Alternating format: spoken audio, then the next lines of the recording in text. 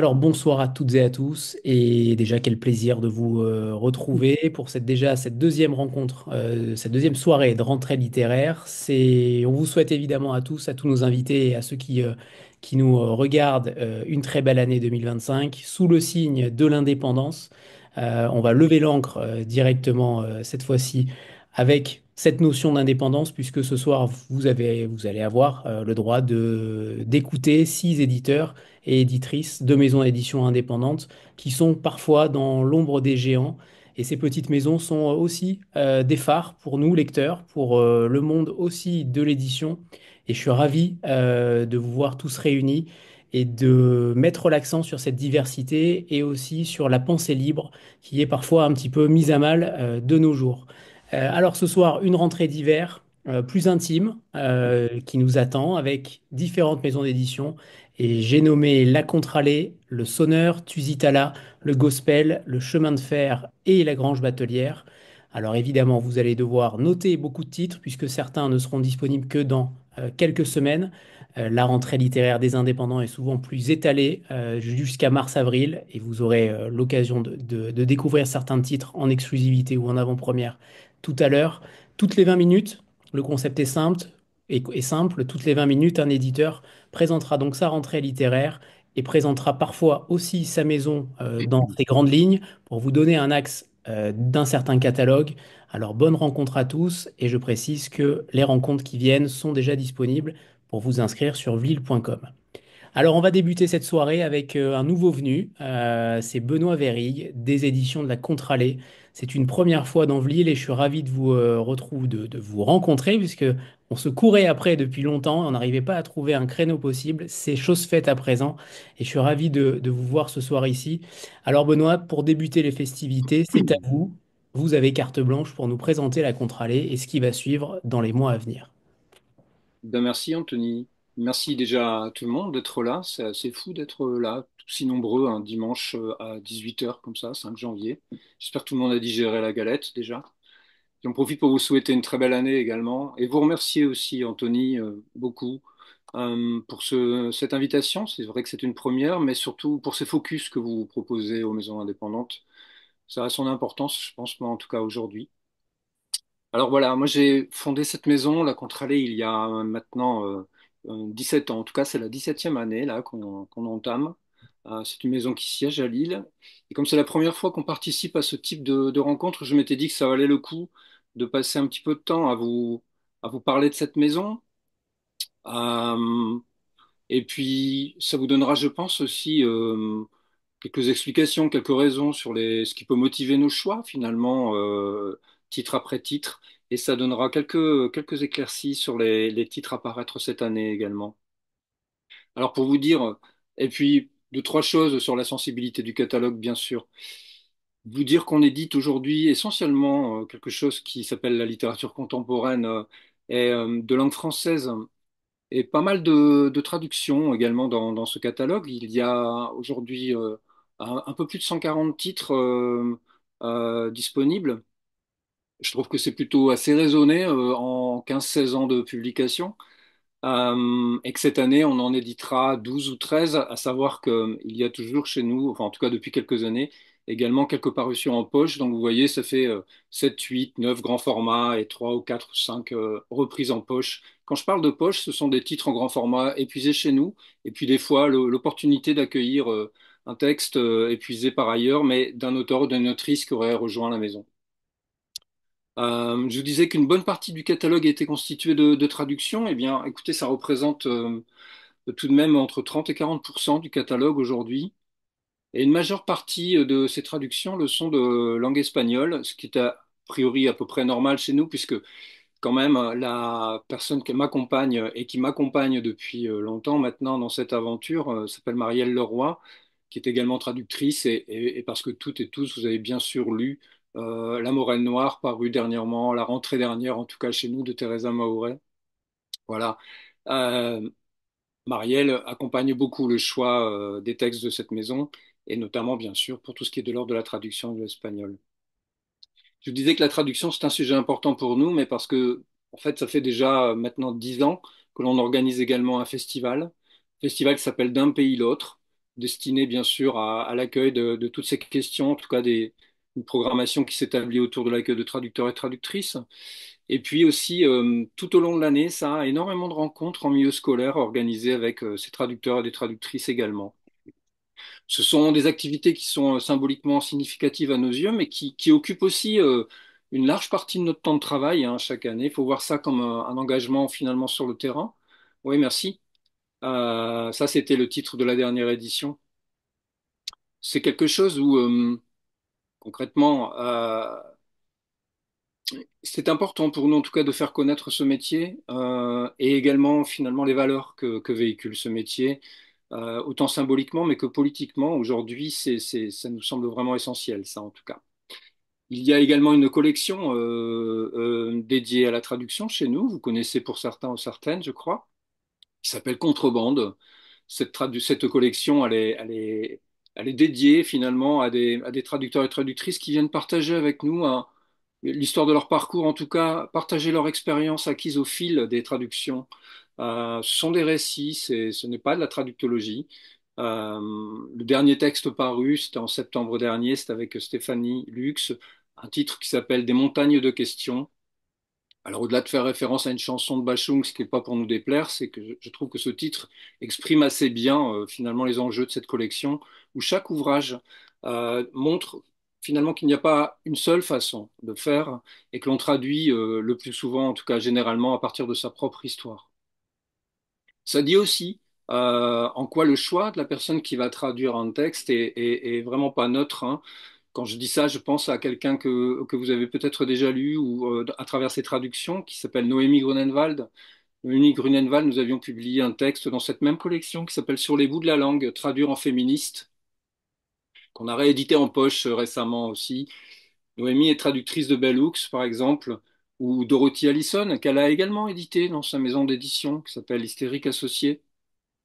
Quand on lit son texte, ben déjà, on se dit qu'il y a pas mal de classiques qui mériteraient d'être révisés dans leur traduction. Et puis aussi, si on ne reste que sur les questions de genre, eh bien, on voit que tout ça, ça bouscule quand même sérieusement la langue. Et cette question-là, en tout cas, ces enjeux-là, nous, à la Contralée, on est très en veille là-dessus. En tout cas, on essaye d'être proche de ces enjeux-là. Et de, finalement, cette inventivité, parce que c'est cette inventivité que l'on va essayer d'accompagner chaque année. Ce qui peut expliquer peut-être aussi le fait qu'il y ait pas mal de textes chez nous de forme très libre, formellement en tout cas.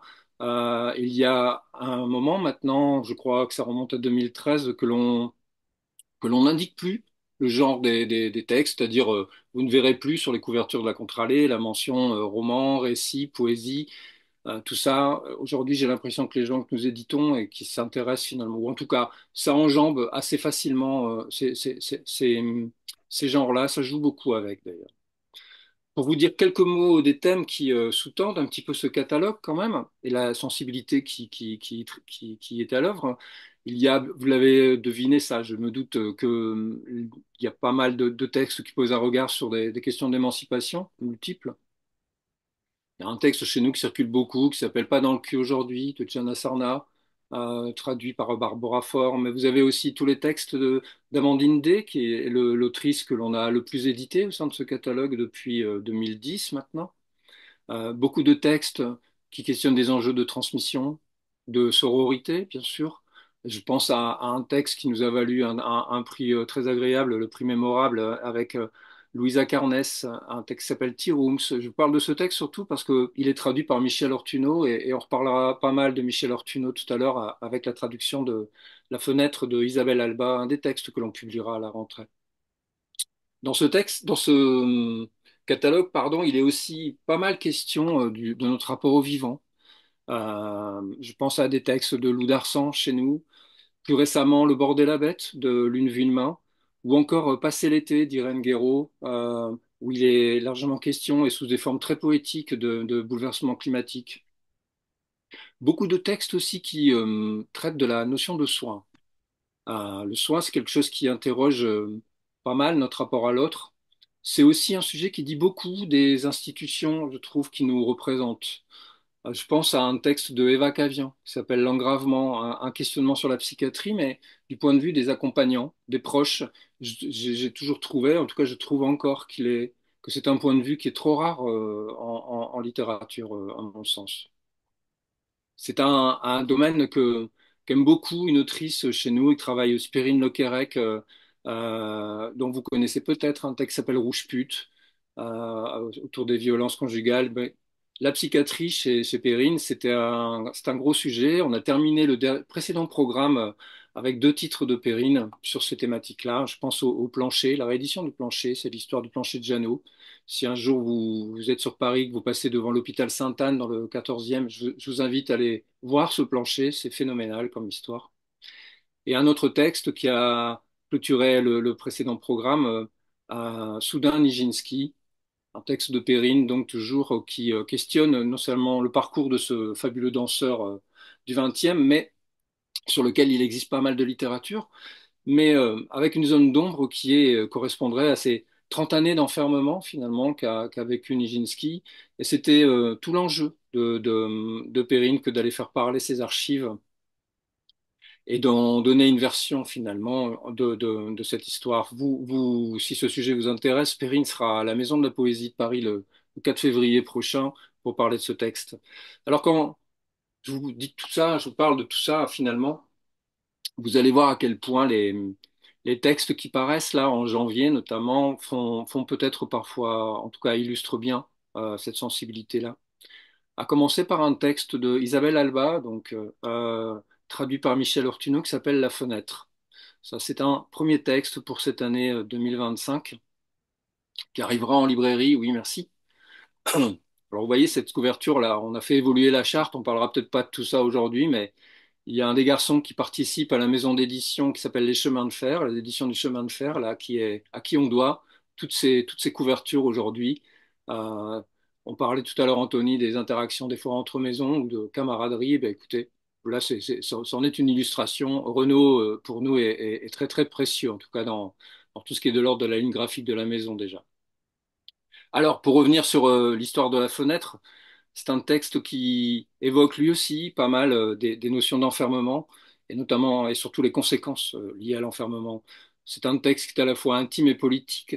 C'est l'histoire d'une protagoniste, en tout cas la protagoniste de cette histoire est une jeune illustratrice qui vient de perdre une personne qui lui est vraiment chère, très proche.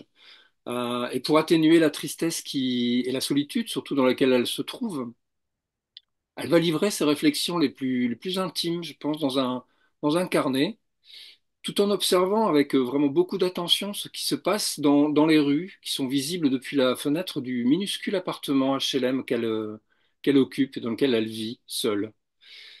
On est à un moment un peu particulier là dans cette histoire-là. On est juste à ce moment, après des mois d'enfermement à cause d'une pandémie, vous voyez où je veux en venir là, hein, où les rues reprennent vie, où il y a un enthousiasme qui apparaît, mais auquel elle ne va pas réussir à prendre part en tout cas.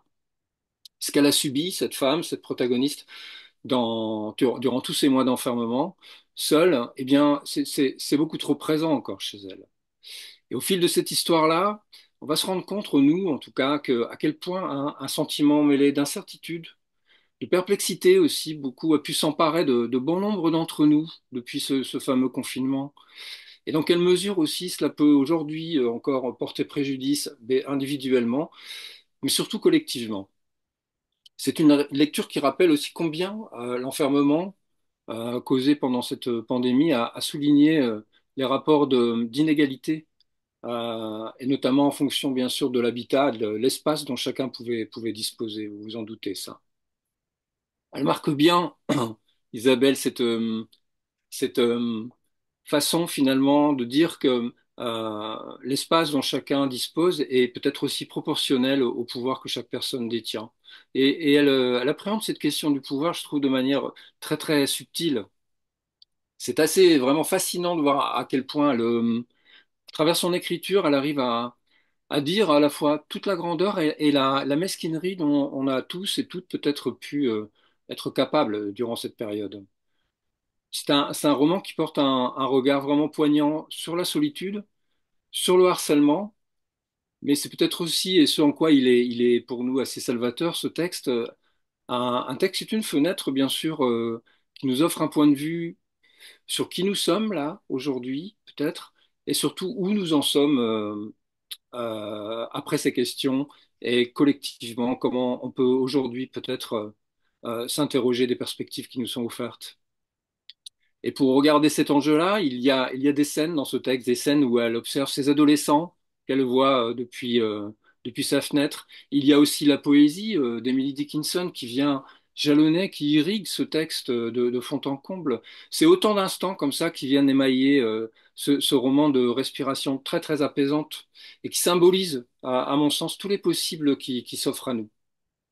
Il est dur, hein, ce texte, mais vraiment pas noir pour autant. Euh, on verra, vous verrez, en tout cas, j'espère qu'avec combien la langue d'Isabelle rend vraiment parfaitement compte de l'état émotionnel dans lequel se trouve la protagoniste au fil de cette histoire. La question du rythme, extrêmement travaillé dans ce texte, la musicalité aussi qui va en ressortir, est quelque chose qui illustre parfaitement le stress que peut vivre ce personnage. On ressent, j'ai l'impression, quasiment les pulsations cardiaques en respectant la scansion, la ponctuation qu'offre les variations rythmiques, en tout cas avec l'usage de la ponctuation. Isabelle, c'est une autrice qu'on a déjà croisée quelques fois dans ce catalogue, hein, à deux reprises déjà, avec un texte qui s'appelle La véritable histoire de Matthias Brandt et Baby Spot, textes qui sont parus respectivement en 2014 et 2016. Donc vous voyez, ça fait déjà un moment qu'on suit cette autrice.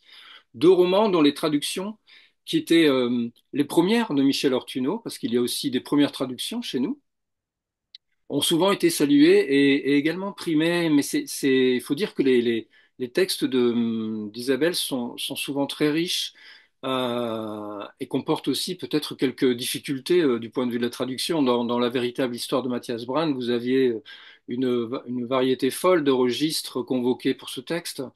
Et Baby Spot, d'autant plus difficile que c'est une voix d'enfant qui parle, et c'est déjà assez difficile, je trouve, de faire sonner juste une voix d'enfant que lorsque vous devez la traduire, vous vous trouvez peut-être devant une double difficulté comme ça. Et je me dis, moi, que si vous laissiez à lire toutes les traductions disponibles de Isabelle, ou vous lisez peut-être l'espagnol dans la langue, et que vous aimez les autoristes aux écritures assez caméléons, comme ça, c'est-à-dire qu'ils vont changer radicalement d'aspect formel en fonction du sujet et du point de vue, mais vous allez vous régaler avec ce texte. Je pense souvent, en évoquant Isabelle, à une autrice comme Céline Minard, par exemple, qui joue beaucoup sur cette capacité à moduler les registres. En tout cas, pour nous, il était vraiment temps de retrouver Isabelle, qui est une autrice très lue et très attendue dans le catalogue. Alors, si vous me laissez encore 3-4 minutes, j'aimerais vous parler un peu d'un premier roman qui paraîtra en même temps que le texte d'Isabelle. C'est un premier roman d'une autrice québécoise qui s'appelle Julie Bouchard et ce texte s'appelle Labeur. C'est un roman qui va se... Ouais, merci. Un roman qui se déroule sur une journée. C'est un fameux 12 novembre de l'an 2000 et quelque chose. C'est une journée a priori comme tant d'autres, hein, où des personnes vont se lever plutôt tôt. Elles seront encore fatiguées de la veille, voire de l'avant-veille. Tout ça pour aller travailler et je crois qu'elles se demandent, en se brossant les dents le matin, si finalement c'est bien la vie qu'elles méritaient. C'est une journée où se croisent et vont se recroiser encore des gens qui, sans se connaître pour autant, sont bien en lien les uns avec les autres, et souvent quotidiennement. Il y a une véritable chorégraphie hein, d'un chapitre à l'autre qui met ces personnages en scène. On va débuter ce texte en rencontrant un chauffeur de bus, un fameux Gaston Leblanc. On embarque avec lui, c'est son dernier jour de travail avant la retraite. Ça a son importance dans ce texte. On l'emmène et ouais. Quelque part, ce qui suit comme ça, cet enchaînement, cette perspective de personnage de l'un à l'autre nous mène à rencontrer Olivia. Olivia, c'est une personne qui travaille dans un supermarché. Elle court derrière un bus. Derrière ce bus, évidemment, vous savez qui conduit ce bus. Vous l'avez saisi, c'est ce fameux Gaston Leblanc. C'est un subtil passage comme ça de relais narratif qui nous emmène à croiser tout un petit monde qui s'agite et interagit comme ça jusqu'à ce qu'on se retrouve finalement nous-mêmes, lecteurs, lectrices, littéralement impliqués dans cette histoire, convoqués même, jusqu'à y croiser l'autrice qui elle aussi bascule dans le récit. Et on va tous cheminer comme ça dans une sorte de jeu narratif particulièrement inclusif, donc, pour cheminer vers un dénouement où, comme souvent, il y a un moment tragique pour certains qui coïncidera avec le bonheur des autres. Le tout étant de savoir finalement ce qui vous attend, vous, dans ce texte, à la fin de cette histoire, hein. Vous verrez que c'est un texte qui est vraiment riche d'humour, déjà, qui peut sembler léger, mais vous savez bien qu'il faut absolument pas se fier aux apparences. Et puis il y a cette interrogation lancinante comme ça, aux mille et une réponses possibles, qui est de savoir si vraiment, finalement, nous menons la vie que nous méritons. Julie, c'est une autrice qui est également a deux recueils de nouvelles à son actif, un savoir-faire d'ailleurs que l'on retrouve assez à l'œuvre dans ce roman. Vous le constaterez à la façon dont il est construit, hein. Ce texte, on l'a découvert sur les tables de l'Espace Québec, qui était le pays invité au Salon du Livre de Paris l'année dernière, très touché par ce texte et ses nouvelles en feuilletant comme ça avec Marielle, euh, et un sentiment qui a très vite été conforté par un libraire qui était sur place, hein, que nous connaissons bien, Clarence de la Chouette Librairie à Lille, qui tenait ce stand parce qu'il a une forte connaissance de tous ces catalogues et donc qui nous a beaucoup rassurés finalement sur la maison qui édite Julie, qui s'appelle les Éditions de la Pleine Lune. Vous regarderez, c'est une maison qui a une cinquantaine d'années, en tout cas qui fête ses 50 ans cette année, et qui publie énormément de formes courtes comme ça. Vous le savez bien, hein, il faut toujours faire confiance à son libraire. C'est un peu comme ça que parfois on se retrouve à suivre nos intuitions et les conseils de libraire, et donc de publier certains textes. Julie sera en France en mars prochain, également en Belgique, pour ceux qui seraient à la foire de Bruxelles, à la chouette librairie naturellement également. Et puis, je vous invite à regarder l'agenda ou vous inscrire à la newsletter de la maison. Vous verrez, il y aura d'autres dates en France. Je voulais terminer, si vous le voulez bien, cette présentation. On vous en part finalement, bien sûr, le fait que nous, au sein de la Contralée, on peut être vraiment fan des premiers textes, il n'y a aucun doute là-dessus, mais peut-être aujourd'hui, plus que hier, vraiment, ce qui nous intéressera encore davantage, c'est de voir donc, comment on évolue nous-mêmes au contact des textes et des autrices que l'on édite. Et comment on arrive aujourd'hui à essayer de faire évoluer cette maison pour les accompagner au mieux dans leur parcours. Il est naturellement question de confiance dans toutes ces histoires-là, quelque chose qui doit s'installer entre nous et les autrices, mais aussi quelque chose qui doit s'installer entre ce catalogue et vous-même. Nous sommes extrêmement dépendants chaque année de votre curiosité. On s'en remet à chaque fois à votre curiosité. On vous remercie parce que ça fait donc 17 ans qu'on est là, on n'en revient pas nous-mêmes. On verra dans quelle mesure on arrivera à fêter notre majorité, peut-être. Si toutes ces histoires-là vous intéressent d'éditer et comment éditer, on va prolonger c'est une conversation le 4 février prochain, également à Paris, à la bibliothèque Robert Sabatier, si vous êtes par là-bas, c'est dans le 18e. Des soirées qui sont dédiées, en tout cas intitulées La Voix des Indés. J'y serai avec Lune Vuillemin pour border la bête. Et puis, avec l'autrice d'un texte, un premier texte publié chez nous qui s'appelle Au pieu de Selima Atala Chetaoui, où il est question également du trouble du comportement. Vous verrez. Oui, merci. Voilà, encore une fois, vous voyez, la question du soin ici n'est jamais très loin. Je vous remercie. J'espère ne pas avoir été trop long, ne pas avoir empiété trop sur le temps des autres. Je remercie tous mes copains et mes copines qui vont suivre. Je vous remercie vous. Je vois que tout doucement on va cheminer vers l'heure de l'apéritif. C'est pas bête non plus. Je vous souhaite vraiment une très belle soirée en tout cas. Et merci d'être aussi nombreux et nombreuses sur des soirées comme ça le dimanche soir. Anthony, c'est fou ce que vous proposez là.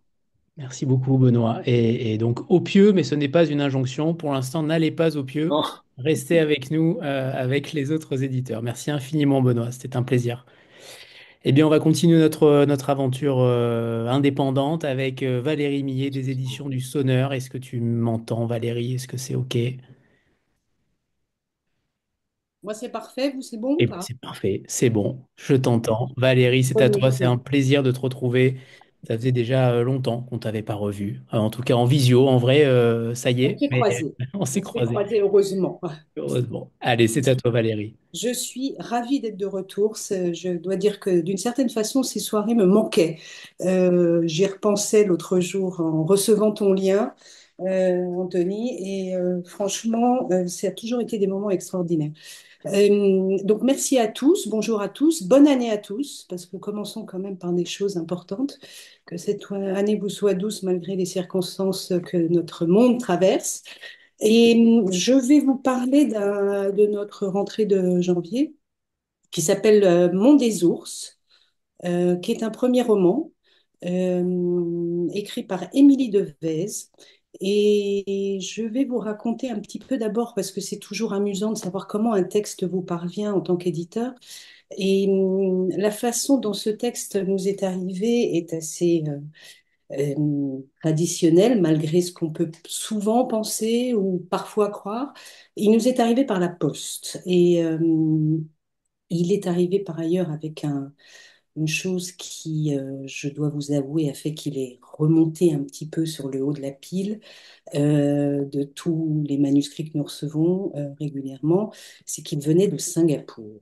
Et j'ai vécu moi-même à Singapour. Donc voilà, c'est totalement irrationnel, je vous le concède, mais on s'est plongé très rapidement par conséquent dans ce manuscrit et on a été absolument bluffé, je dois vous avouer, dès les premières lignes, dès les premières pages, par une écriture qu'on n'avait pas encore, nous, rencontrée, ce qui d'ailleurs nous a été souligné à plusieurs reprises par certains de nos représentants ou certains libraires qui l'ont déjà lu. C'est un texte bref, 96 pages. C'est pour trouver une espèce de formule un peu générale, mais c'est un conte écoféministe qui tourne autour donc d'une adolescente qui s'appelle Hazel, une adolescente qui vit seule avec son père, qui est un gendarme, euh, et tous les deux déménagent au gré des affectations de Jean Code, le père, il s'appelle Jean Code.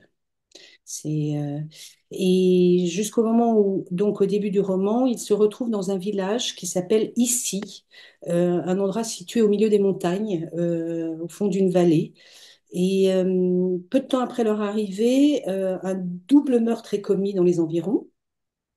Et Jean Code est sommé par son supérieur, donc hiérarchique, de mener l'enquête. Euh, Assez pressé de boucler l'affaire, Jean-Claude arrête rapidement une suspecte, dont je ne vous définirai pas la nature, car ça fait partie complètement de l'ouvrage. Euh, et Hazel est convaincue tout de même de l'innocence de celle-ci et par conséquent déterminée à découvrir la vérité. Elle se lance donc dans une quête pour rétablir la vérité et non seulement elle affronte les mystères du crime, mais elle découvre surtout les alentours d'ici, sa nature, ses habitants. Euh, Soit humains, soit animaux. Euh, Quand il s'agit des animaux, il s'agit essentiellement de femelles, vous verrez. Il y a des daims, il y a des renardes, il y a des ourseux, d'où le titre, etc., etc.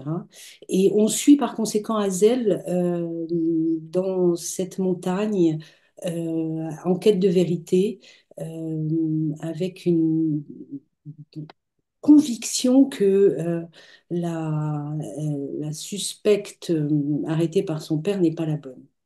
Il y a une rencontre donc entre cette jeune adolescente et cette nature qu'elle découvre, qu'elle aime, qui lui font peur. Elle est menée dans sa quête par une une femme dite sorcière, évidemment, car très originale et ne correspondant pas au code de ceux qui vivent au village d'ici. Euh, cette sorcière est elle-même accompagnée par une ponette, qui est donc le féminin de poney. Euh, et jusqu'au moment où elle arrive dans les sommets qui dominent ici et où effectivement la vérité se découvre à elle et avec une espèce de conviction ancrée, elle arrive à imposer donc cette vérité dans le village d'ici. Vous verrez, c'est une écriture très étonnante, avec un principe que l'on découvre et qui est, enfin, principe, c'est pas vraiment un principe, c'est une décision de la part d'Émilie d'avancer dans cette enquête comme ça, de vous livrer des éléments dont vous découvrez la valeur et l'imbrication avec tout le reste au fur et à mesure de la lecture. C'est très étonnant, cette façon d'écrire. On a vraiment été euh, totalement scotché, je peux dire, scotché. Pour un premier roman, je précise que c'est un premier roman.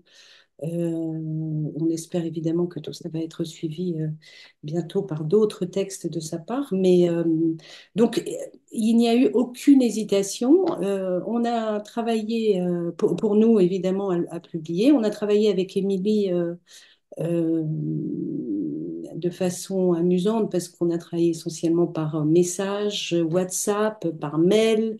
En plus, elle déménageait parce que désormais, elle habite Madrid. Donc, c'était une façon aussi quasiment en même temps qu'Azel mène ce voyage, nous-mêmes on accompagnait l'auteur dans ce voyage de déménagement. C'était assez étonnant comme façon de travailler. Et figurez-vous que nous avons eu la chance enfin de rencontrer Émilie avant-hier, qui était de passage à Paris, ce qui a clos toute cette année d'échanges numériques pour aboutir à son texte, qui paraît donc le 16 janvier, dans une dizaine de jours, et dont on a hâte qu'il tombe entre vos mains, parce que franchement, voilà, c'était une espèce de surprise absolument magnifique que d'avoir été les destinataires de ce premier roman. Euh, alors, Émilie, elle a fait des études de philo et de lettres. Elle a travaillé dans une maison d'édition et maintenant, elle est professeure de français pour étrangers. Euh, Là, elle va d'ailleurs donner des cours de français à la Guardia Civile à Madrid, ce qui l'a beaucoup amusé étant donné que la gendarmerie en prend pour son grade dans son roman. Ça l'a amusé d'avoir été sollicité par la Guardia Civile pour devenir professeur de français. Donc voilà, le premier roman en lequel nous croyons énormément. Euh, Juste pour vous dire que par ailleurs, la maison va fêter ses 20 ans cette année, au mois de mai. Nous aurons 20 ans. Et alors, on ne va pas fêter ça en fanfare, on va fêter ça au gré du temps avec les libraires, avec les lecteurs. On est assez, comme le disait tout à l'heure Benoît, on est nous-mêmes assez étonnés d'être toujours là parce que l'adversité est rude, mais nous tenons bon grâce notamment à des entreprises comme Lild, évidemment, et grâce à vous tous, lecteurs. Euh, on va publier, je voudrais juste vous parler rapidement, parce que je sais bien que l'accumulation comme ça de titres et de textes n'est pas facile à absorber, mais on va publier un roman croate complètement incroyable d'un jeune auteur qui s'appelle Zelimir Peris, sans l'accent, parce que je sais que ça ne se dit pas comme ça, mais traduit par une formidable traductrice qui s'appelle Chloé Billon, qui est encore une histoire de sorcière, qui se passe dans les Balkans au début du XXe siècle. On va publier, figurez-vous, un texte, alors ça va être un grand moment aussi, qui est sans doute un des textes qui a inspiré les raisins de la colère. euh, qui a été écrit par une femme que très peu de gens connaissent, même aux États-Unis, qui s'appelle Sanora Bab. Et il est vraisemblable que Steinbeck ait eu accès en fait aux notes prises par Sanora Bab pendant la Grande Dépression lorsqu'il a écrit Les raisins de la colère et qu'il s'en soit inspiré pour écrire Les raisins de la colère. Et ce qui est absolument incroyable, c'est que la raison pour les raisons pour lesquelles le livre de Sanorabam n'a paru qu'en 2002 aux États-Unis, alors qu'il a été écrit en 36 de mémoire, c'est que son éditeur américain auquel elle avait envoyé les premiers chapitres lui avait répondu avec beaucoup d'enthousiasme. Or, Les raisins de la colère sont sortis 3 4 mois après cet échange avec son éditeur. Sanorabam n'avait pas terminé d'écrire son roman. Et quand elle a eu terminé, son éditeur lui a répondu, écoutez, 2 livres sur la Grande Dépression cette année, ça va pas le faire. Vu le succès des Raisins de la colère, ça n'est pas envisageable que je publie ce texte-là. Et elle a attendu les années 2000 pour pouvoir le faire publier, parce qu'elle est morte très âgée. Et ce sont des presses universitaires aux États-Unis qui ont décidé de le traduire. Et ce sera traduit par Thierry Beauchamp, que vous avez pour certains déjà rencontré. Cette histoire est tellement littéraire et tellement incroyable sur un tel chef-d'œuvre romanesque que sont Les raisins de la colère. On est absolument enchanté d'avoir découvert ce texte et qu'on a rencontré sur lequel on est tombé au travers d'un documentaire que je vous recommande largement de visionner si vous ne l'avez pas fait, sur Arte, qui s'appelle le Dust Bowl. Le Dust Bowl, c'était cette région aux États-Unis qui, pendant la Grande Dépression, a été absolument totalement balayée par des vents de poussière pendant 10 ans, liés au fait que l'agriculture intensive y a été développée par les colons, les Américains, qui ont donc enlevé ce qui poussait sur ces terres, qui était l'herbe à bison, et cette herbe à bison retenait la terre et la poussière, et une fois qu'elle a été enlevée, en fait, c'est devenu totalement aride, et les gens de l'Oklahoma, parce que ça s'est déroulé essentiellement en Oklahoma, ont vécu pendant 10 ans dans des nuages de poussière absolument épouvantables. Si vous avez l'occasion de regarder ce documentaire sur Arte, qui est en 2 parties de mémoire, c'est extraordinaire. Euh, donc, euh, voilà. Alors, je vois qu'il y a une question très judicieuse qui est posée sur les titres exacts de ces 2 derniers titres. Je ne peux pas vous les donner malheureusement parce que nous sommes en train d'y réfléchir très activement avec les traducteurs, car ce sont des textes pour lesquels la traduction littérale du titre d'origine n'est pas envisageable en français. Ça ne tient pas du tout la route. Donc on tourne autour de multiples solutions. On n'a pas encore trouvé que faire et quoi faire, mais nous y travaillons. En tout cas, je peux vous redonner le nom des auteurs. C'est Sanora Bab, B-A-B, et Zedimir Peris, P-E-R-I-S. Et je vous promets qu'on travaille au titre rapidement pour pouvoir vous les communiquer. Voilà. Et un dernier petit mot sur un ouvrage qu'on a fait paraître là au mois d'octobre et qui est une grande fierté car c'est notre premier roman graphique.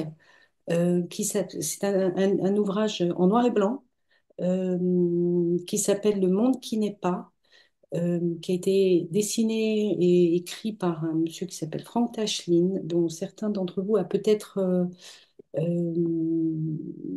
entendu parler parce qu'il a écrit 2 magnifiques textes pour enfants qui s'appellent L'opossum qui ne sourit jamais et Moi je suis un ours.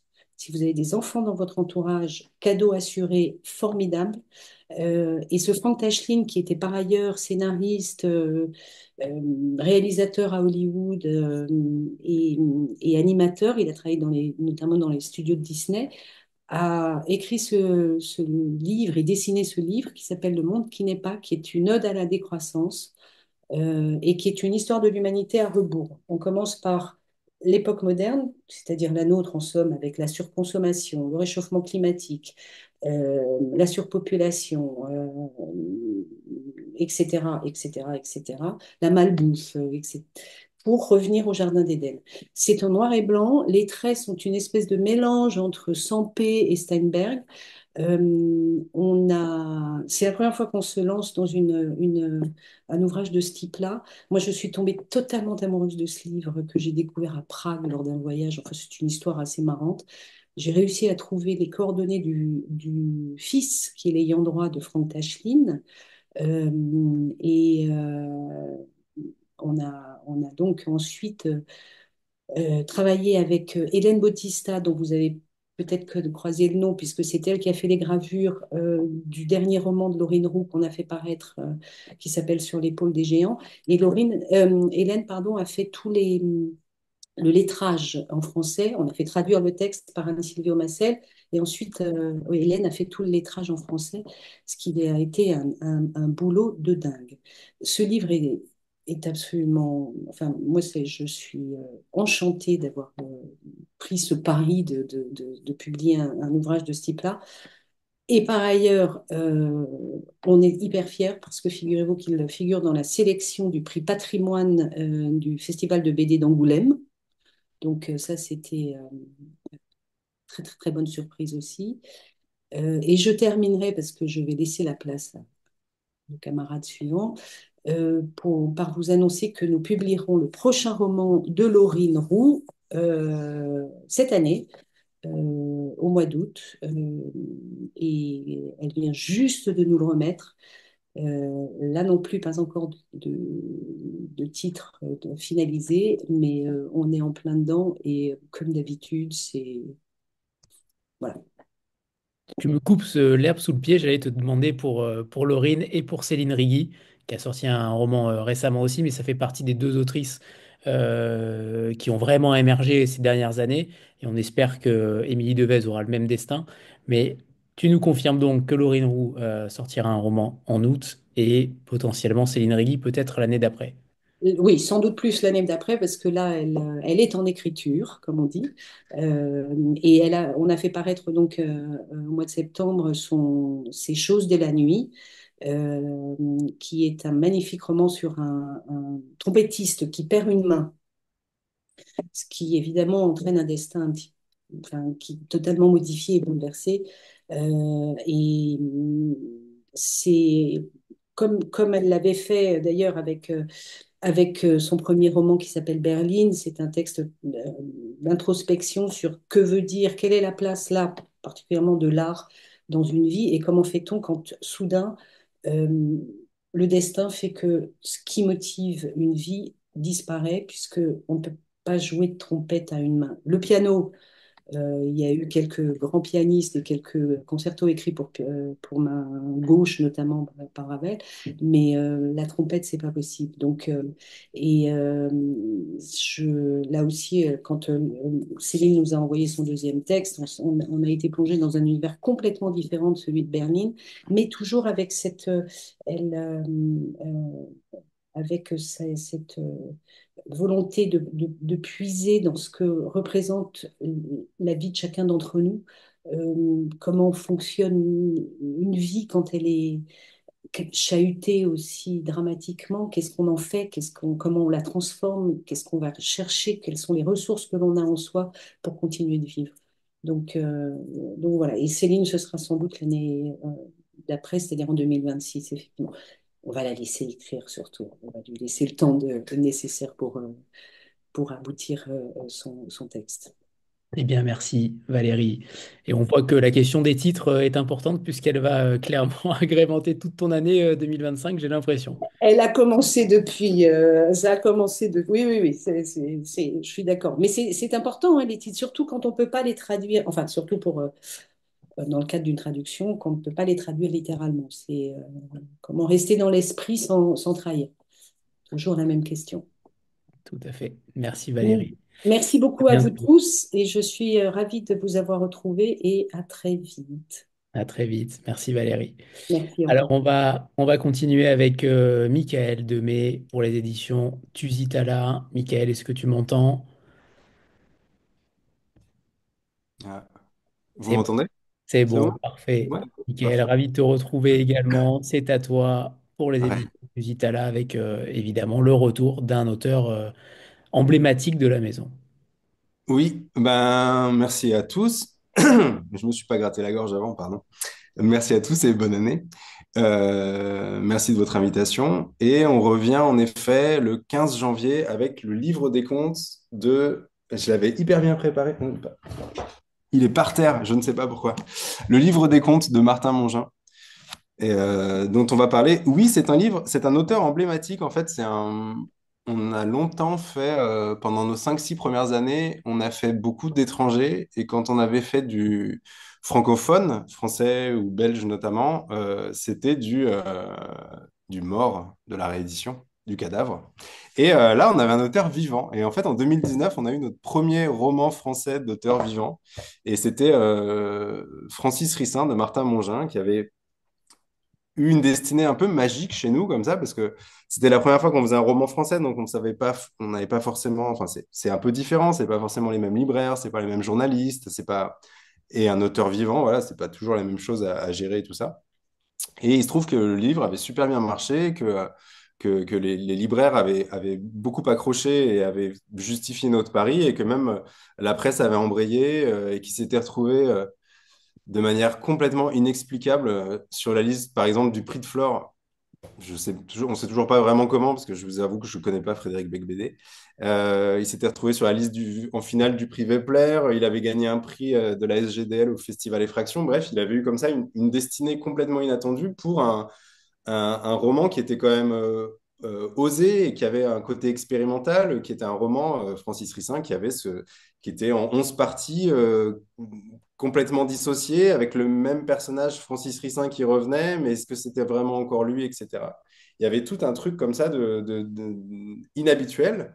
Le livre faisait 650 pages, donc certains nous avaient dit qu'on allait se viander, et j'étais d'accord un peu, hein, en partie, mais bon, tant qu'à avoir sa maison d'édition, autant faire n'importe quoi avec.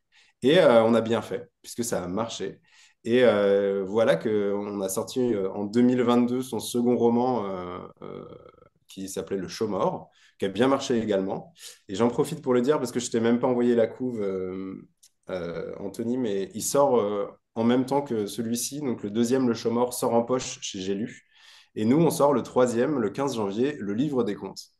Alors, le livre des comptes, ça c'est le problème avec Martin, c'est que comme d'habitude, il fait des histoires complètement folles. Et vous avez remarqué, il était épais encore une fois. Et va pitcher ça, quoi. À chaque fois qu'on doit faire la. Je regarde lâchement ce que j'avais écrit à l'époque. Ah oui, bah, je suis parti sur la troisième partie du livre, en fait, quand j'ai voulu présenter ce livre. En fait, c'est pas mal ce que j'ai fait, je regardais. Versailles, son château, ses jardins, le président de la République reçoit en grande pompe ses ministres. Je lis mes trucs, c'est scandaleux. Je lis mes propres textes, mais bon, ça va venir. Ah oui, voilà, il réunit tout le... je suis parti sur ça. Il réunit tout le monde et ses services d'espionnage lui disent: Ah, le livre des comptes va sortir et va renverser ton régime et va bouleverser la France. Et donc, avec le président lui-même, mais aussi son bras droit, son ministre, etc., partent en quête de ce livre des comptes pour empêcher sa parution.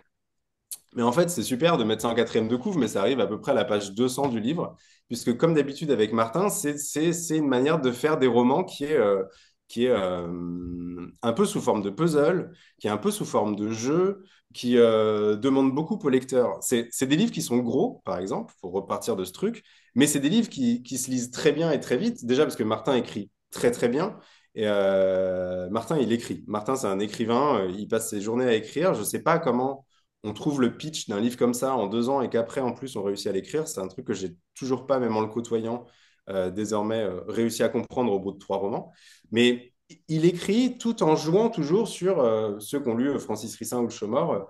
Il y a toujours ce jeu avec les registres littéraires, avec les styles littéraires, avec les genres, avec différentes parties qui s'agrègent un petit peu bizarrement, qui ne sont pas forcément dans le bon ordre, et que c'est ensuite au lecteur, aux lectrices de prendre en main ce livre et de réussir à l'interpréter.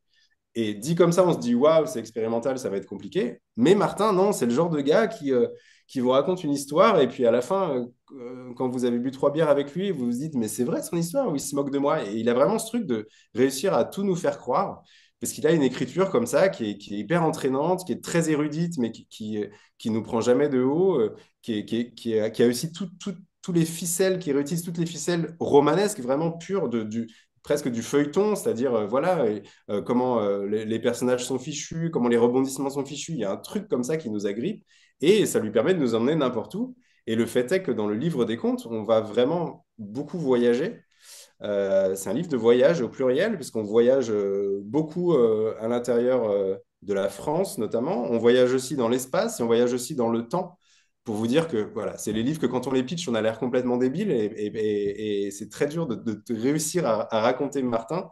Mais je pense qu'il suffit de se lancer et de commencer et vous allez voir comment c'est fichu. Là, par exemple, pour vous résumer un peu, la première partie, c'est une sorte de thriller psychologique d'un type qui est tout seul enfermé dans une cellule. Il ne sait pas pourquoi, il n'a aucun souvenir. Et une demoiselle arrive, lui donne un livre à lire, elle lui dit, quand tu auras fini de lire ce livre, tu auras le droit d'être libéré. Donc ça, c'est la première partie du bouquin qui doit faire 60-70 pages.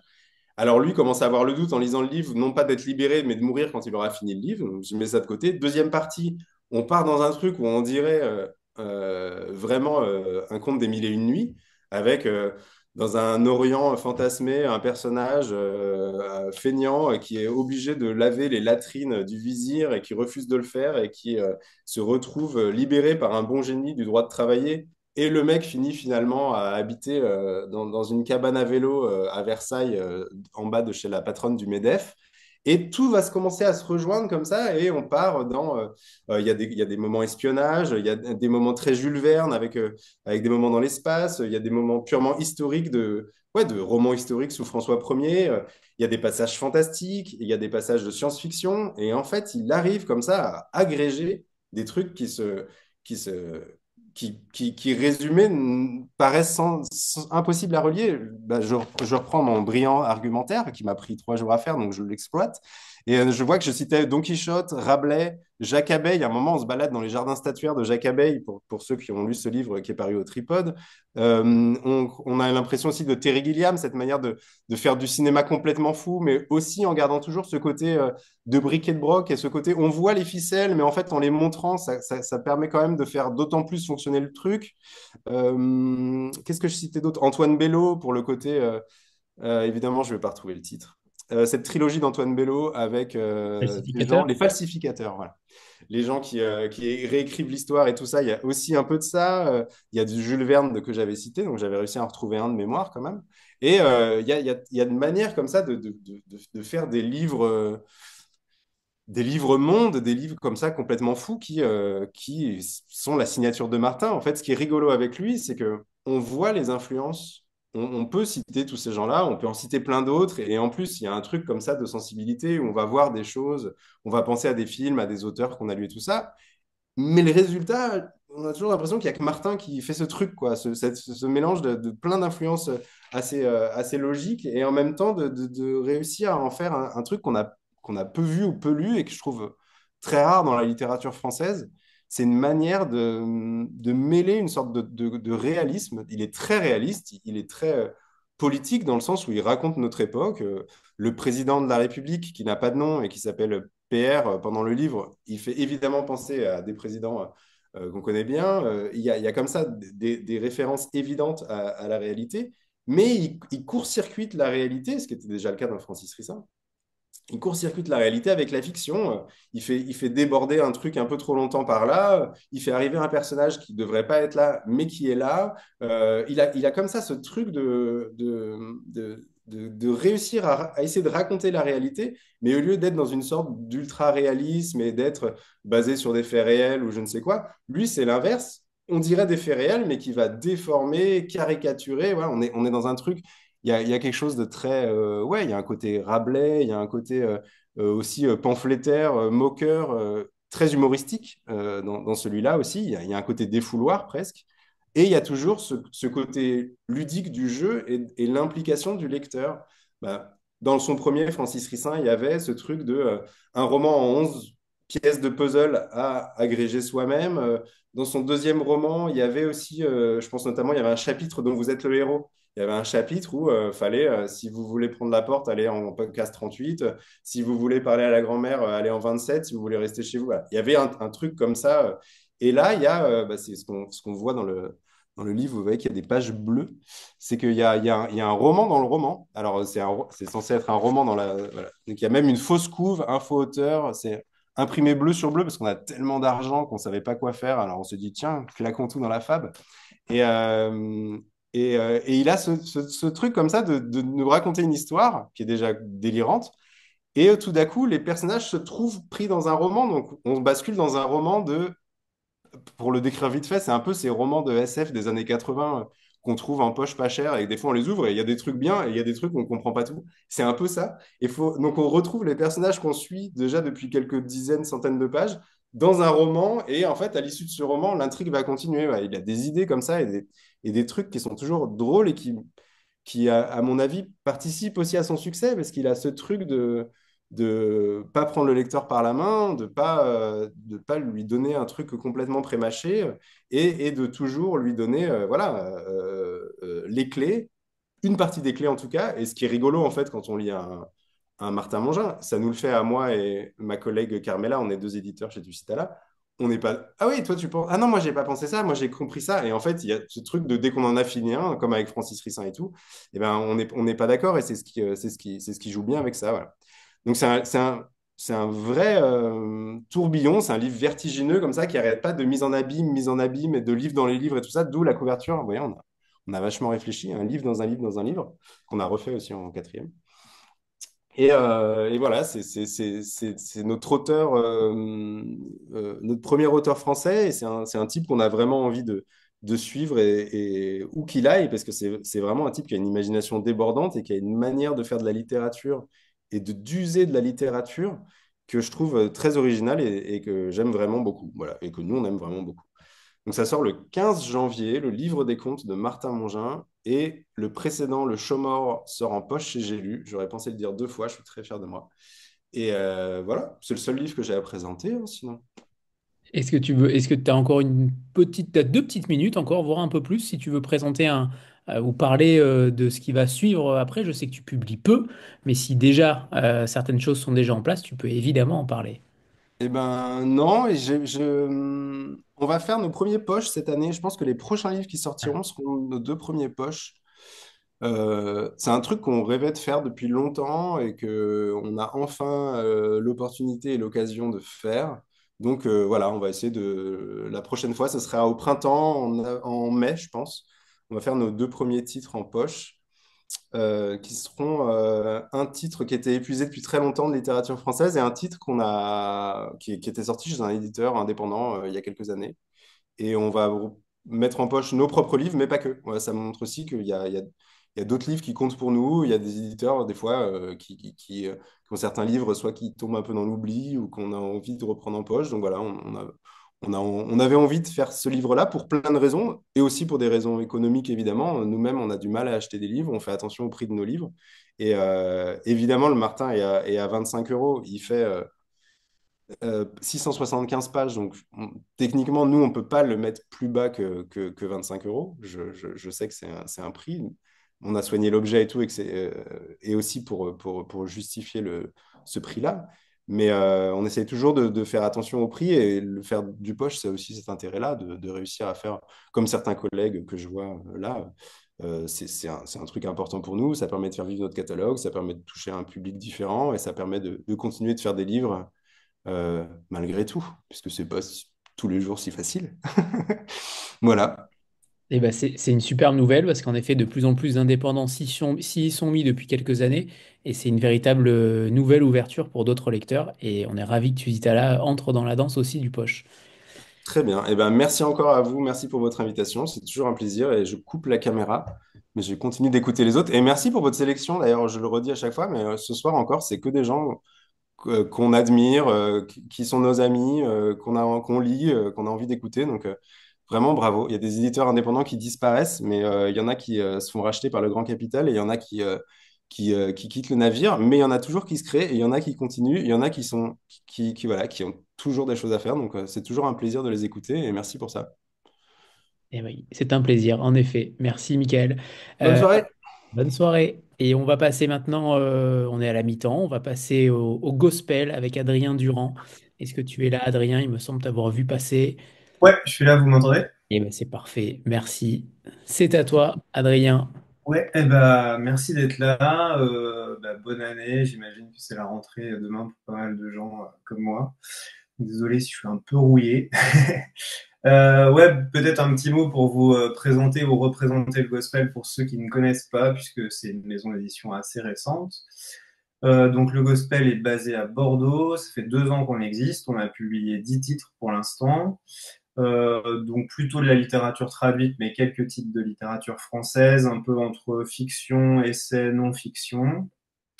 Pas mal de traductions plutôt anglophones. Voilà, pour vous donner un petit peu des clés sur la ligne éditoriale. En gros, l'idée, c'est que dans le prolongement d'une revue qu'on publiait avant, on essaye d'être dans une sorte de contre-culture un peu réinventée ou du moins un peu remise au goût du jour, donc qui ne renie pas un peu le passé, les années 60 à 80, 90 quand même beaucoup, mais aussi essayer d'être en prise un peu avec une création plutôt contemporaine ou très contemporaine. On a fait pas mal de premiers romans, pas mal d'auteurs étrangers, et puis voilà, avec une sorte d'attachement aussi à tout ce qui peut être un peu musical, underground, le cinéma, voilà. Pour vous résumer tout ça, donc moi je vais vous parler du titre qu'on va présenter fin janvier. Donc c'est la première fois qu'on fait une rentrée de janvier, mais comme on est tout récent, ça fait plein de premières fois. Donc ce premier roman s'appelle Ton nom. Je ne sais pas si tu peux mettre la couverture. Donc Ton nom, c'est le premier roman d'une autrice américaine qui s'appelle Esther Yi, qui est d'origine coréenne.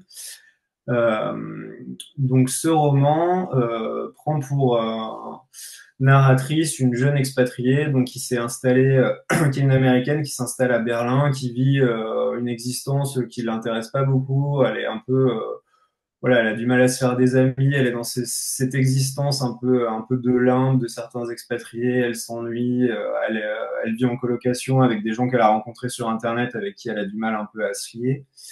Et puis un soir, il y a eu une de ses colocs qui lui propose de l'emmener à un concert d'un style de musique qui l'intéresse pas trop, qui est la K-pop. Mais comme elle s'ennuie, elle accepte de partir à cette soirée. Donc elle va au concert dans un stade gigantesque, voir ce groupe star de la pop coréenne dans une mise en scène complètement kitsch. Et puis, contre toute attente, elle a une sorte d'épiphanie, d'expérience mystique, notamment autour de l'image d'un des chanteurs qui s'appelle Moon, donc comme lune en anglais, puisque tous les membres c'est comme un boys band, tous les membres du boys band ont un nom de planète, donc lui c'est Moon, et notamment elle se fixe sur une partie de son corps qui est son cou qu'elle trouve magnifique. Et donc à partir de ce moment-là, son existence est un peu chamboulée et elle devient une très grande fan de ce musicien. Donc elle commence à fréquenter d'autres communautés de fans, elle commence à faire du cosplay, à se déguiser en lui. Elle a eu une relation amoureuse qui la satisfait pas trop, et puis bon, son amoureux commence à réaliser qu'elle perd un peu pied avec la réalité. Et puis à ce moment-là, Moon annonce qu'il va quitter le groupe. Donc elle, c'est un peu tout son nouveau monde qui s'écroule et elle décide de partir à sa recherche. Et donc elle part à Séoul pour chercher ce chanteur qu'elle n'a jamais rencontré, qui est une star planétaire, donc il y a très peu de chances qu'elle tombe sur lui. Mais en tout cas, c'est un peu cette équipe-là qui va raconter le roman. Et puis en parallèle, on peut rebondir un peu sur cette idée de roman dans le roman. Esther Yi fait rédiger à sa narratrice une fanfiction.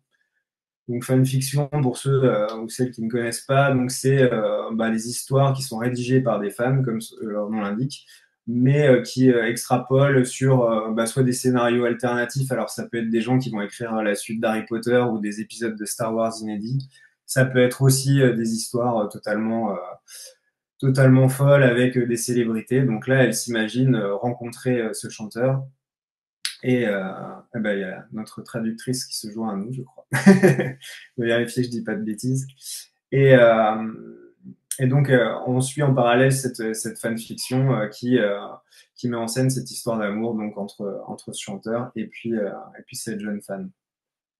C'est un roman qui est très spécial. Alors, Esther Lee, elle a une écriture bon, qui, moi, m'a beaucoup plu, qui a été un enjeu de traduction, effectivement, qui aussi entre quelque chose qui est très contemporain, donc vous avez probablement deviné que c'est des enjeux assez contemporains, donc on est sur voilà, les relations à l'ère du digital, les communautés de fans, l'expérience d'être expatrié, etc.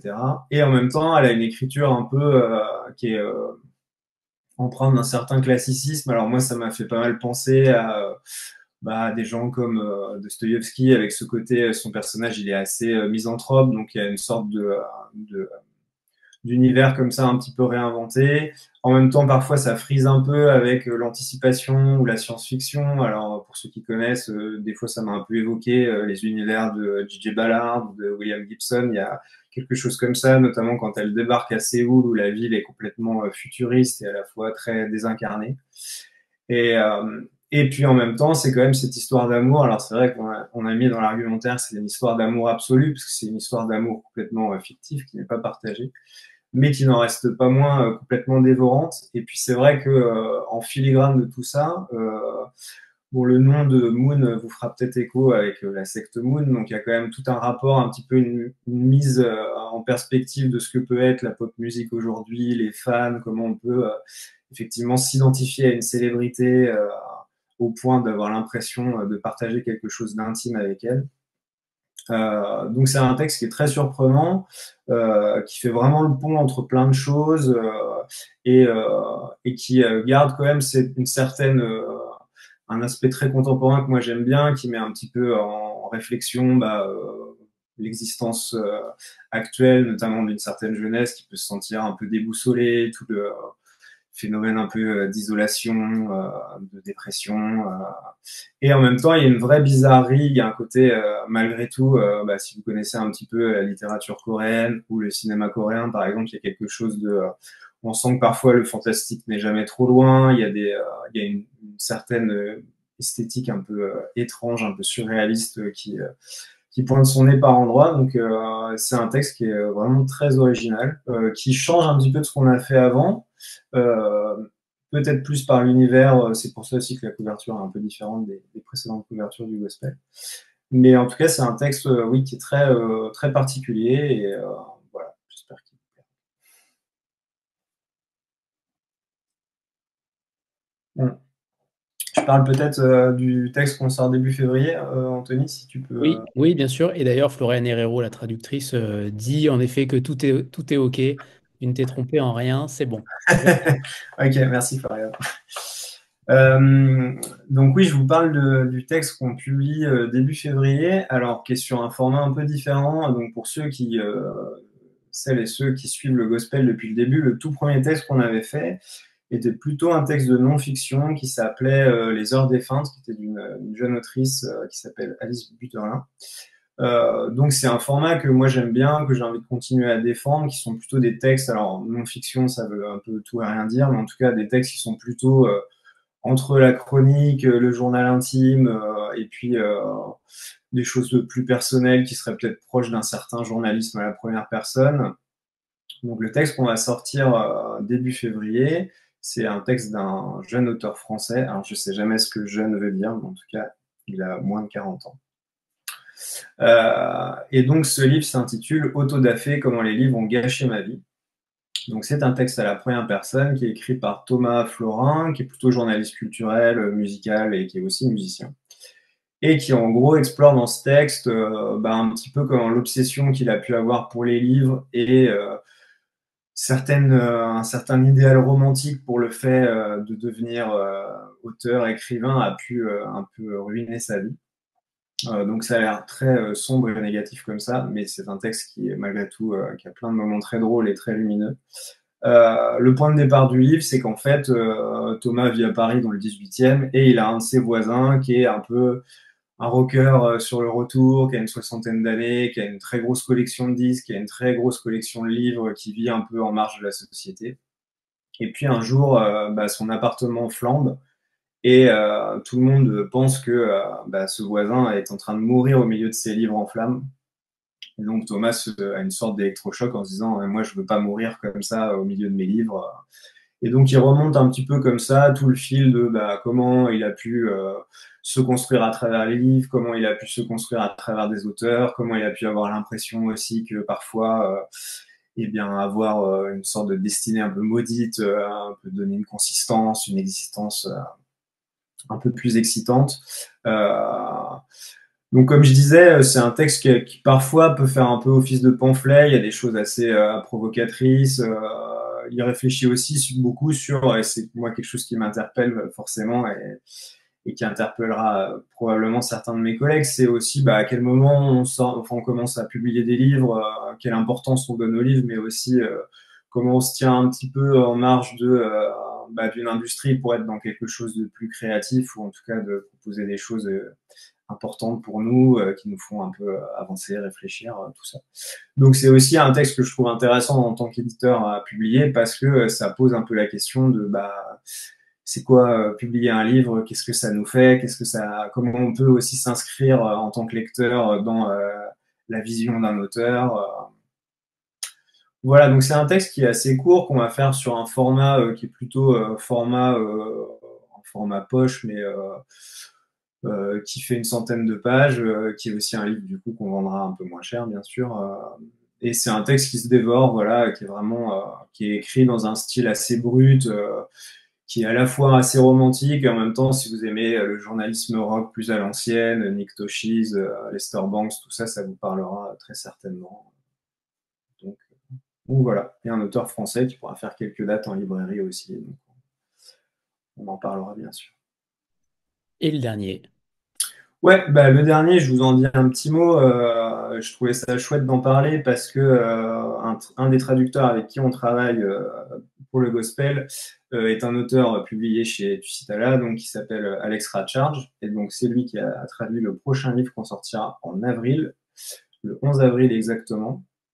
Donc ça, c'est un roman, encore une fois, assez ovni, mais en même temps qui, je pense, a tout ce qu'il faut pour devenir un livre un peu culte et classique.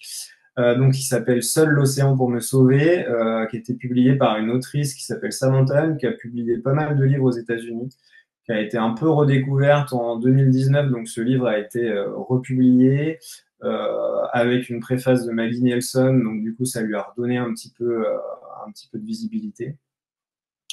Samantha Hunt, elle s'inscrit dans une sorte de réalisme magique réinventé. Alors, je dis souvent que ce roman, c'est une sorte de mélange entre le réalisme magique et puis quelque chose qui serait plus de la culture white trash ou quelque chose comme ça.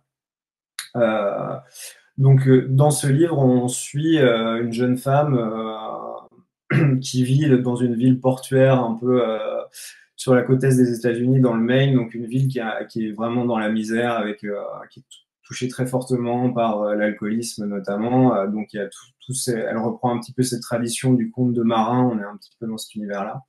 Et puis cette jeune narratrice, en fait, elle est très traumatisée par la disparition de son père. Donc son père, un jour, a avancé dans la mer, a disparu. Mais elle pense qu'il n'est pas mort et elle pense ça puisque avant de disparaître, son père lui aurait confié un secret en lui disant qu'elle est une sirène et qu'un jour elle pourra le rejoindre. Et puis en parallèle de cette histoire un petit peu qui fait surgir des choses un peu magiques dans son quotidien, elle s'attache à un militaire qui revient d'Afghanistan, donc avec des syndromes post-traumatiques assez importants. Et puis c'est aussi cette histoire d'amour qui est un peu impossible. Alors c'est encore une histoire d'amour absolue, j'adore les histoires d'amour. Voilà, puisque lui, étant plus âgé, se refuse à elle, et puis on sent qu'il est un petit peu, il aimerait bien qu'elle puisse partir de cette ville, et en même temps, elle est très liée par le sentiment de deuil, ce qu'elle doit à sa famille, à son père. Donc, Alex a fait vraiment un super boulot sur la traduction parce que il y a effectivement ce ton qui est vraiment le ton d'une post-adolescente qui arrive dans l'âge adulte, mais qui a un côté presque naïf, donc il y a un côté parfois, peut-être pas parlé, mais en tout cas très brut et quotidien. Et en même temps, il y a tout un truc assez poétique parce que son grand-père crée une sorte de nouveau dictionnaire, il invente des mots, donc il y a tout un truc aussi sur la typographie qu'on va reproduire à l'intérieur du livre. Donc c'est un roman vraiment avec plein d'entrées et qui a quelque chose de très touchant et qui transcende pas mal ce qu'on peut appeler, je trouve qu'on lit beaucoup de romans très misérabilistes qui se passent aux États-Unis. On a vraiment l'impression que c'est devenu le fonds de commerce de pas mal d'auteurs, d'être dans un truc très, voilà, les pauvres nous fascinent, on les regarde derrière notre vitre. Là, on n'est pas du tout là-dedans, on est vraiment dans une sorte de conte un peu contemporain, réinventé, qui est vraiment plein de poésie, qui est très inspirant et avec des images assez magnifiques, vraiment pour vous mettre un petit peu en perspective avec des repères d'autres auteurs, moi c'est vrai que bon, il y a quelque chose qui pourrait ne pas être trop éloigné de Murakami par exemple, mais aussi moi ça m'a fait penser à un livre que j'avais beaucoup aimé quand j'étais plus jeune, qui était Monsieur Vertigo de Paul Auster. Il y a quelque chose comme ça une sorte de fable un peu empreinte de magie. Et puis, en même temps, c'est un univers assez empathique. Alors, on a parlé pas mal de cinéastes récemment, donc je vous le cite. J'ai pensé à Sean Baker, donc, qui a fait Anora, qui a eu la Palme d'Or cette année, mais aussi un film comme The Florida Project. On peut être un peu dans cet univers-là pour ceux qui l'ont vu. Donc, euh, donc voilà. Eh bien, c'est parfait. Encore un beau programme, Adrien, avec une diversité aussi de couverture et d'identité aussi, j'ai l'impression visuelle. Il y a beaucoup de choses qui sont en train d'éclore. La maison est Ouais, jeune. On a l'impression que voilà, ça commence aussi à se mettre en place avec ce catalogue qui est déjà bien fourni. Et on a hâte de voir aussi l'avenir de cette maison ouais. qui a déjà un superbe catalogue à son actif et une véritable identité, ce qui n'est pas toujours le cas dans des jeunes maisons quelquefois. Merci. Merci, Bah, Adrien. merci pour les encouragements, merci pour le soutien. Et puis bah, ceux qui nous suivent, merci aussi pour vos chroniques et tout ça. C'est toujours très précieux d'avoir vos retours. Merci Adrien. Merci à vous. Et on va donc continuer avec le chemin de fer, les éditions du chemin de fer avec François Grosso. François, est-ce que tu m'entends? Oui, oui. Eh bien, c'est parfait. C'est Bonjour à à toi, toutes François. et à tous et bonne année. Euh, je... Alors, c'est très difficile de choisir parce qu'on va publier 5 livres de janvier à avril cette année.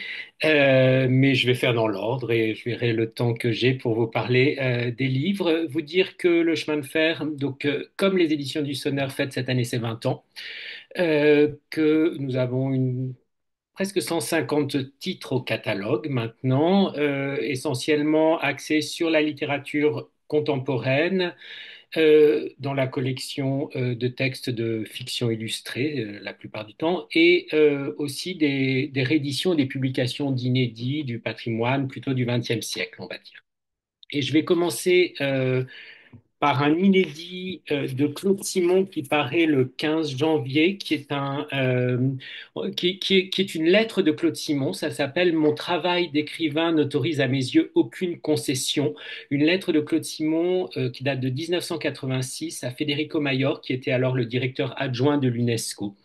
Et si nous publions cette lettre, c'est qu'en 1986, Claude Simon a été invité avec 17 autres créateurs du monde entier à un forum dans l'Union soviétique d'alors, le forum d'Issyk-Kul. Il y avait Peter Ustinov, il y avait James Baldwin, Arthur Miller et beaucoup de beau monde. Et ce forum avait une ambition assez incroyable, excusez du peu, puisque, je cite, l'objectif était de réfléchir aux objectifs de l'humanité dans le troisième millénaire à l'échelle mondiale. Et Claude Simon va ressortir de ce forum absolument ulcéré par la vacuité des échanges qui s'y sont faits, par la démagogie des propos qui ont été tenus. Et il en fera 2 ans plus tard de ce voyage en Union soviétique le roman L'Invitation. Mais pour l'heure, il refuse de signer la déclaration finale du forum parce qu'il trouve que c'est absolument affligeant.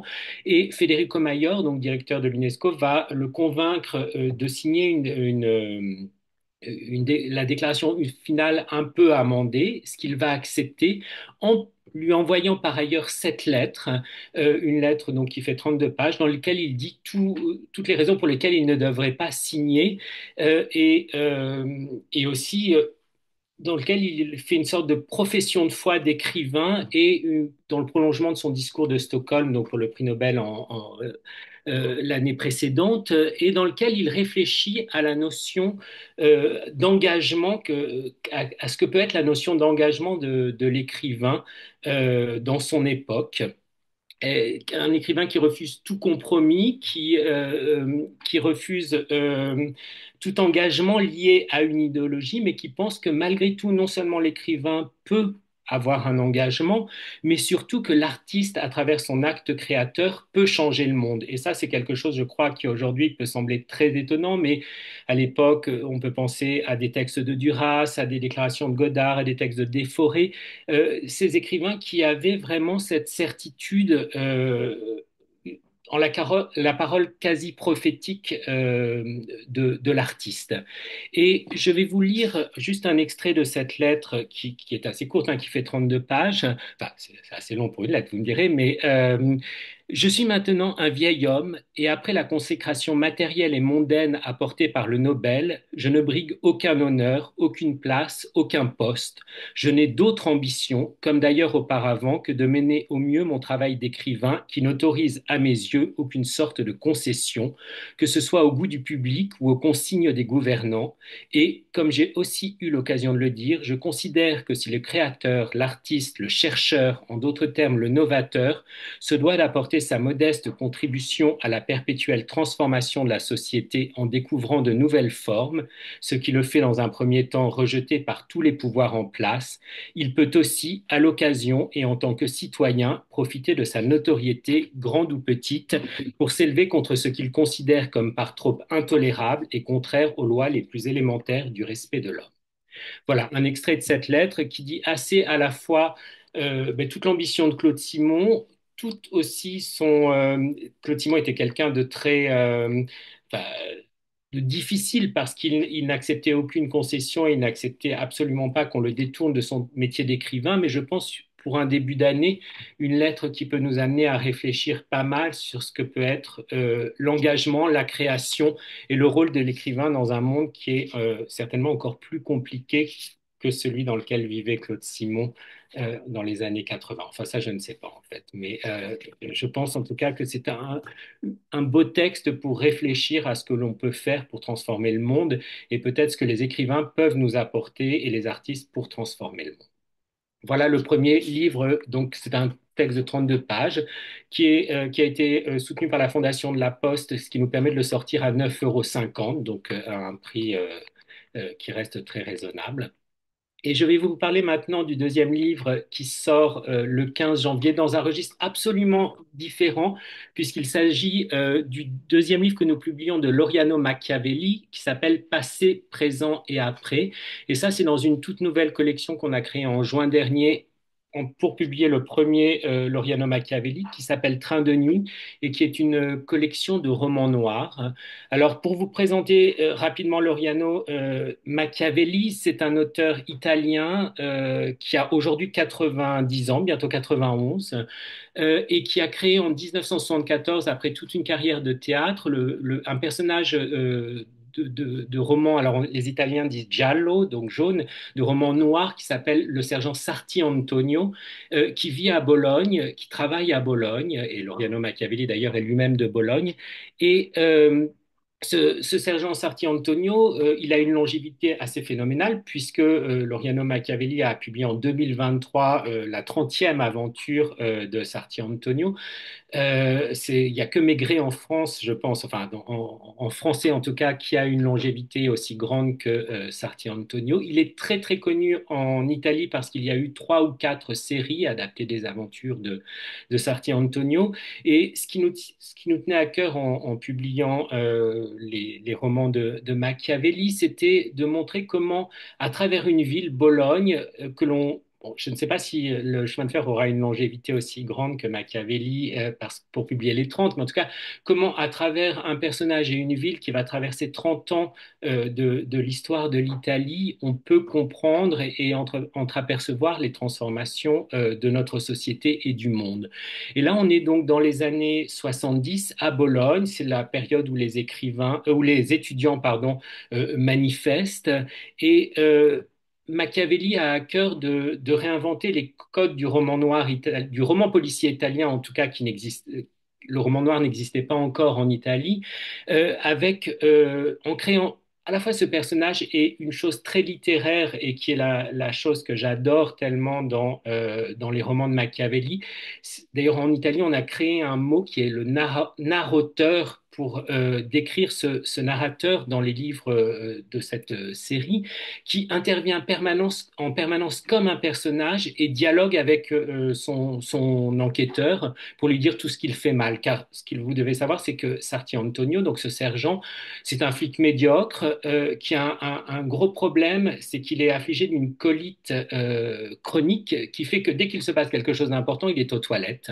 Et par ailleurs, dès que son chef, l'inspecteur Raymond de Cesare, l'engueule, etc., il est pris de colite et il doit foncer aux toilettes. Et c'est vraiment ce qui fait tout l'humour du livre. Il n'est jamais là au bon moment et pourtant il va réussir à chaque fois à résoudre les enquêtes avec l'aide d'un étudiant révolutionnaire qui s'appelle Rosas, qui ne devrait pas aider un policier, mais il se trouve que les deux finissent tout en se détestant par essayer, se rendre compte qu'en fait, la résolution de ces enquêtes ne peut se faire par les voies officielles et qu'il faut donc passer par d'autres voies pour trouver les coupables dans un pays qui est extrêmement corrompu.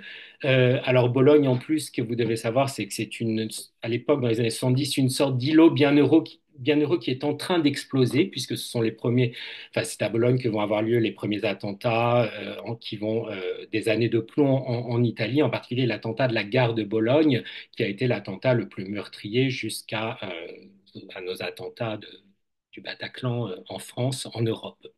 Et donc, dans cette aventure de passé, présent et après, eh bien, le sergent Sarti Antonio est chargé par son chef de surveiller une exposition de pièces précieuses où il y a trois pièces particulièrement précieuses et évidemment, enfin, ces pièces vont être volées et pour le punir, le chef de la police de Bologne donc va le contraindre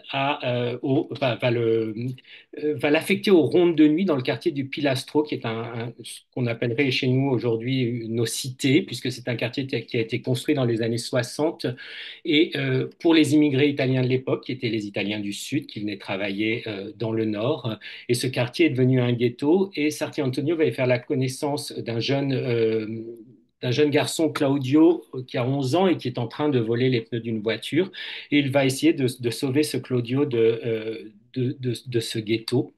Et avec Claudio et avec Rosas, ils vont tenter de retrouver qui sont les coupables de ce vol des pierres précieuses. Je ne peux pas en dire beaucoup plus parce que je ne veux pas dévoiler des éléments importants de l'intrigue de ce policier, mais ce qui est vraiment tout l'enjeu de ce livre, c'est certainement que Sarti Antonio, le sergent, va apprendre que ceux qu'il croyait les coupables, qui sont les gens du ghetto, du Pilastro, en fait, sont peut-être ceux qui vont pouvoir l'aider et surtout ceux qui viennent cacher les véritables coupables, qui sont la bourgeoisie corrompue de Bologne et de l'Italie, qui est protégée par son chef, qui évidemment n'a aucun intérêt à ce que les puissants soient désignés comme les coupables.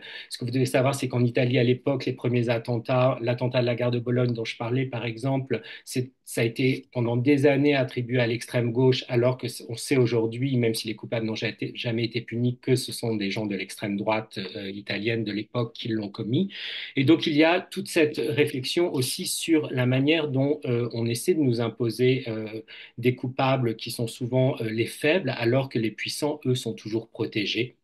Et il y a ce dialogue permanent, parce que Sarti Antonio, c'est tout de même un flic assez médiocre, un peu misogyne, un peu homophobe, et il y a toujours ce narrateur et l'étudiant révolutionnaire Rosas qui vont lui apprendre qu'il faut qu'il arrête d'avoir cette sorte de côté beauf et ces sortes de préjugés pour essayer de comprendre vraiment ce qu'est la vie et ce qu'est le monde. Voilà.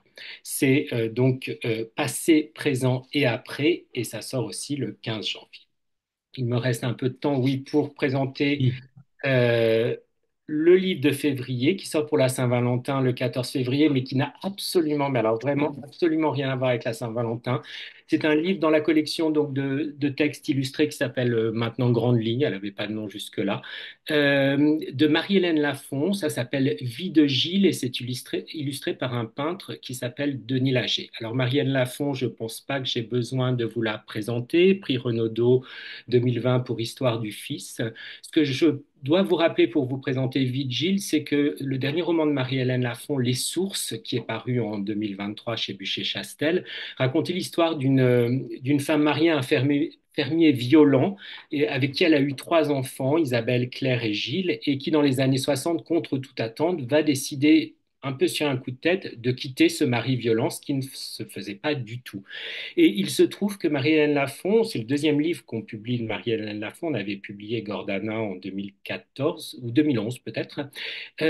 Dans ce livre, Vie de Gilles, eh bien, le personnage principal, c'est Gilles, le fils du roman Les Sources, à travers deux textes dans lesquels Marie-Hélène Lafon, et je trouve cette idée assez incroyable et assez passionnante, elle va imaginer ce qu'aurait été la vie de Gilles si la mère, dans les sources, n'avait pas quitté le père violent.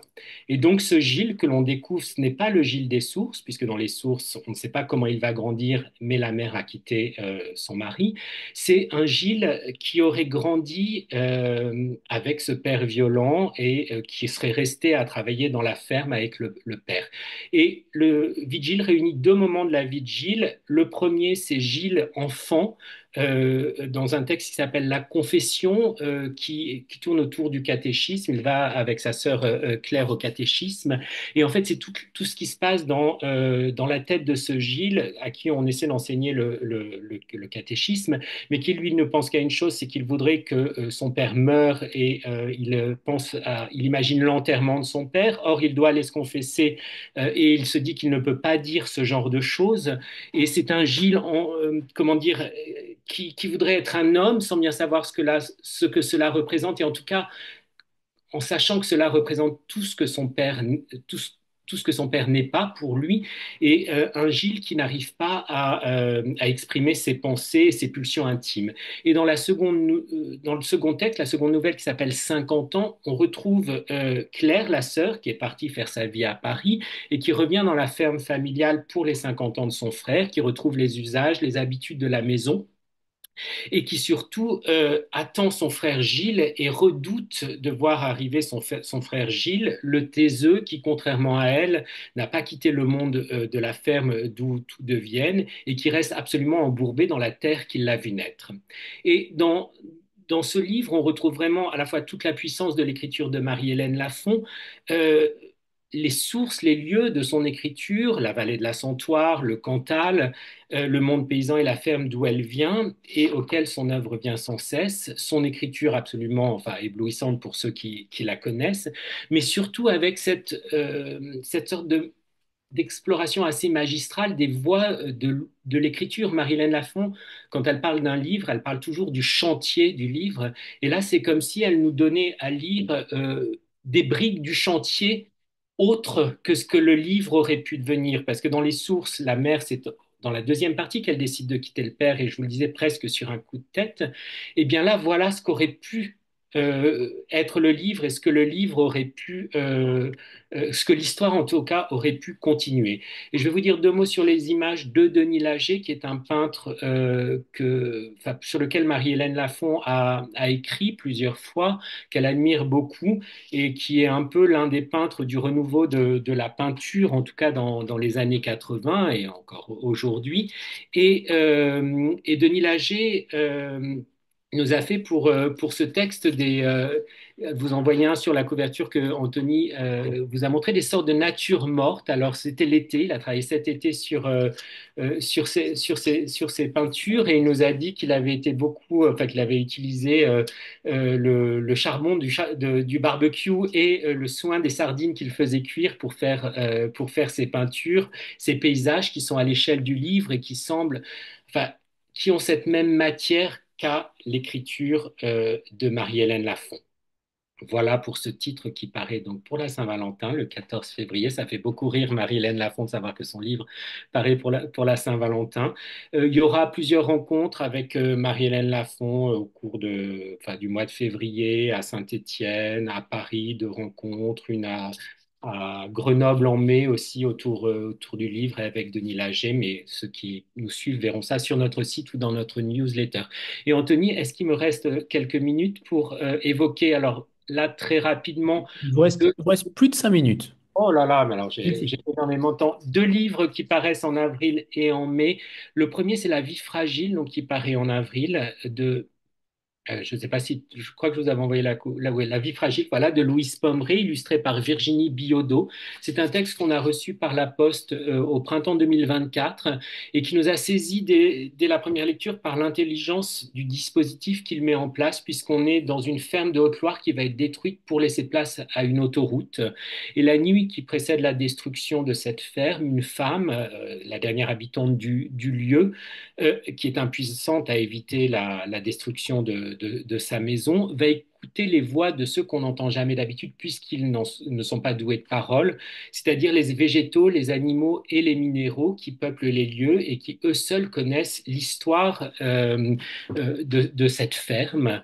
Et tour à tour, le hêtre, pardon, la vigne vierge, la rigole, la ronce, la chouette et tant d'autres vont, à travers leur récit, nous raconter l'histoire de ceux qui ont habité cette maison. Et le roman se divise en trois parties. La première partie, dont la narration est prise en charge par le plus de voix, retrace l'histoire de la famille Marsan qui a construit la ferme et a vécu pendant 3 générations, a traversé les 2 guerres mondiales.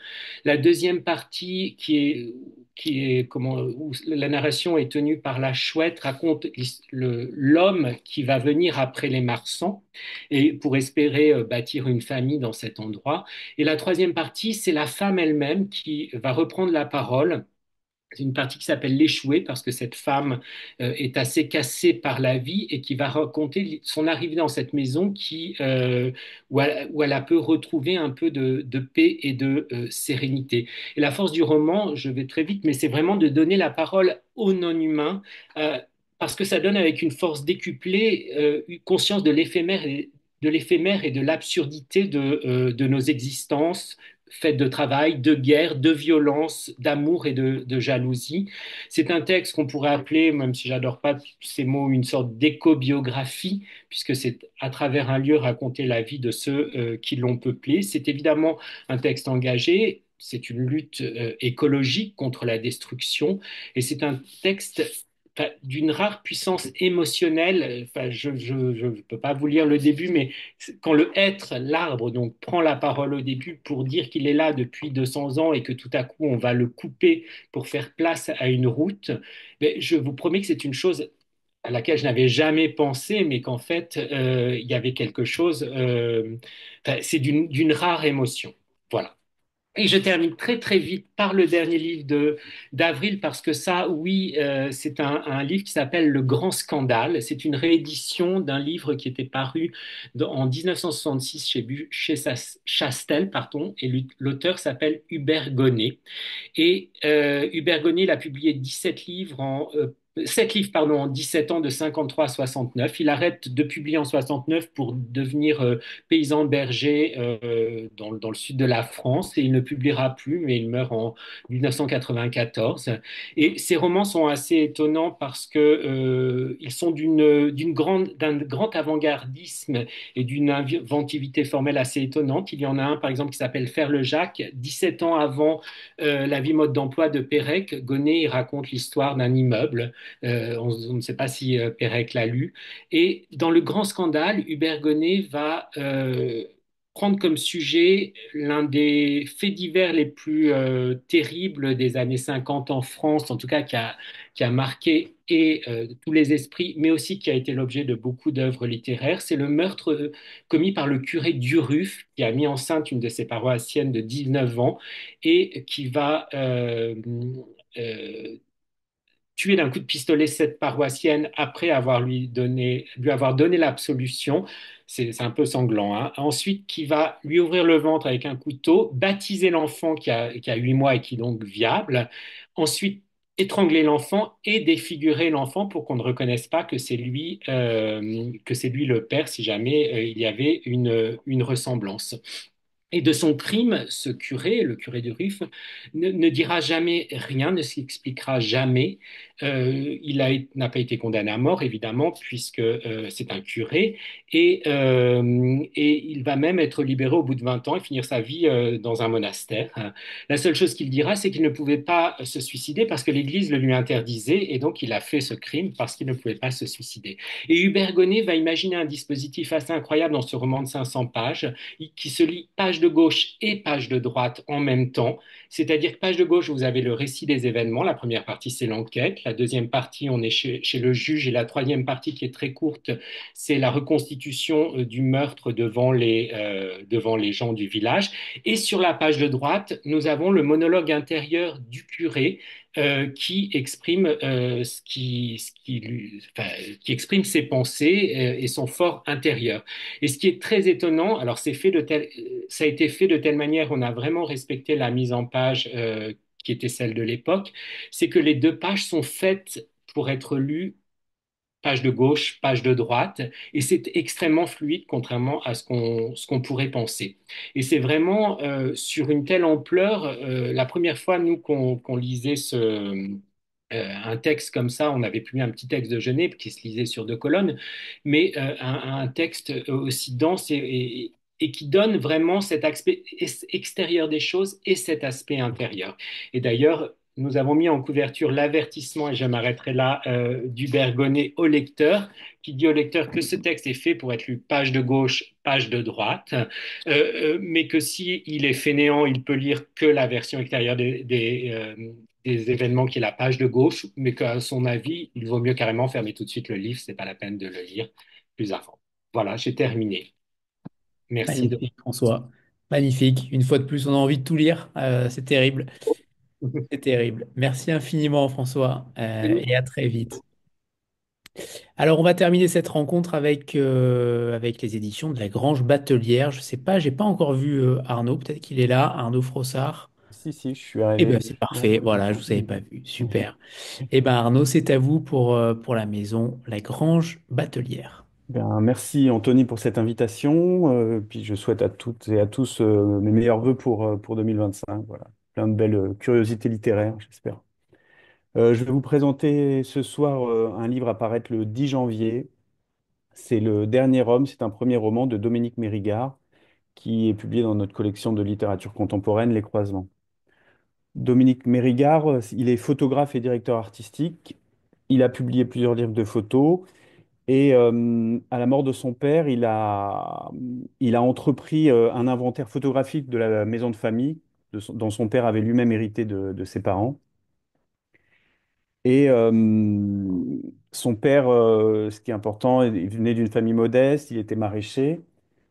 Dominique Mérigard, il a entretient une passion pour l'œuvre d'Annie Ernaux et il a commencé une correspondance avec elle. Et c'est elle qui l'a encouragé à remplacer en fait les images par les mots et donc de s'atteler à ce premier roman qui raconte l'histoire de cette maison. Le personnage principal de cette histoire, en effet, en partie, c'est la maison, une maison en Touraine. Et la force de ce roman, je trouve, qui ressemble beaucoup à de l'autofiction, c'est que en fait, Dominique Mérigard ouvre la maison comme il ouvrirait une malle oubliée dans un grenier. Il en sort des objets matériels qui prennent une place inattendue. En fait, son regard de photographe, je trouve il arrive à animer chaque objet et pour en faire surgir un souvenir. Et c'est toute une vie qui défile, la sienne et la vie de son père et de ses descendants, de ses ancêtres. Euh, mais ce livre, c'est aussi, je crois, une quête, notamment parce qu'il cherche dans chaque objet, dans chaque souvenir, il cherche des traces de sa mère qui est décédée alors qu'il avait 2 ans. Mais pendant, c'est aussi un baume réparateur parce que il va essayer de chercher à comprendre la solitude de son père et ce qui avait créé très tôt une distance entre eux. En fait, il va être élevé à la mort de sa mère, il va être élevé en partie par une autre famille et il reviendra très peu chez lui. Et la distance avec son père va être de plus en plus forte. Et en fait, avec tout ça, il essaye de retrouver les liens familiaux, malgré voilà, des ruptures sociales. Et ce qui le lie aussi avec Annie Ernaux, il se considère comme un transfuge de classe. Voilà. Et donc, d'autre part, il y a quand même un sujet universel dans ce livre. C'est à la perte d'un parent, on est confronté à la filiation et d'où on peut se poser les questions d'où venons-nous et qu'allons-nous devenir? Et il y a une très belle citation que j'avais envie de vous lire, qui est très courte, mais à mon avis qui résume très bien ce livre. C'est l'auteur écrit: «À me défaire de la maison, j'ai peur qu'une partie de moi disparaisse. Là est le vertige.» Voilà. Donc c'est le dernier homme de Dominique Mérigard, apparaître le 10 janvier. Voilà. Mer- Merci Ah, Arnaud. Est-ce que vous pouvez peut-être aussi parler de la maison pour ceux qui ne vous connaissent pas oui, encore? ok. Alors, La Grange Batelière, c'est une maison d'édition qui a fait ses premiers livres en 2015. En fait, c'est un projet qui est né autour d'une imprimerie pour laquelle j'ai travaillé pendant 20 ans dans le 9e arrondissement à Paris. Et dans cette imprimerie, il y a quelque chose qui était assez particulier, qui mélangeait des générations d'anciens ouvriers du livre et des jeunes générations d'auteurs et d'éditeurs. Et on a commencé à la fermeture de la librairie, on a commencé à faire des petits livres. Et en 2020, j'ai eu la chance de trouver un diffuseur. Et donc depuis 2020, on est diffusé par Harmonia Mundi. Et donc on essaie de faire un travail un petit peu plus régulier et un petit peu plus sérieux autour de deux collections. Donc la collection de littérature contemporaine qui s'appelle Les Croisements et une collection de textes du 19e jusqu'aux années 50 qui s'appelle Les Indiscrets, voilà, où je publie notamment des inédits de Dumas, en tout cas des textes de Dumas qui n'étaient plus du tout disponibles ou qui n'avaient jamais été republiés en volume depuis le 19e. Voilà, voilà. Et d'autre part, si j'ai encore 1 ou 2 minutes, Ah oui, oui, vous avez ouais, encore oui. même une bonne dizaine de minutes Ah même. oui, je suis pas très bavarde. Voilà, il y a un texte deux autres romans qui sont prévus en avril et en mai. Donc, un roman de Nicolas Jaillet, avec qui on avait travaillé pour le livre Fernanda, et là, qui publie une enquête policière tragico-comique autour de l'œuvre de Baudelaire, et qui s'appelle Je suis de mon cœur le vampire. Et un texte en mai, qui est un récit de voyage de Marc Roger, qui s'appelle Le sentiment du littoral, et qui sera un récit littéraire autour de Marc Roger, parti à marcher pendant 1 an du nord de la France à la frontière de la Belgique, de la Manche jusqu'au Pays Basque, en faisant des étapes dans les librairies et dans des bibliothèques pour faire des lectures autour du thème de la mer. Et donc il raconte ça dans ce livre qui sera un livre de voyage, Le sentiment du littoral. Voilà, je vous remercie Eh bien, pour votre merci. attention. Merci, merci Merci, infiniment merci. Arnaud. Et on vous remercie toutes et tous pour ces présentations avec des tons différents, avec des manières de parler des livres différentes aussi. Et c'est ça qui évoque vos richesses respectives. Merci infiniment à tous pour votre présence et pour votre temps qui est souvent très précieux, surtout un 5 janvier. Alors merci à tous et on se retrouve très vite pour de nouvelles aventures. Merci à tous. Au revoir tout le monde.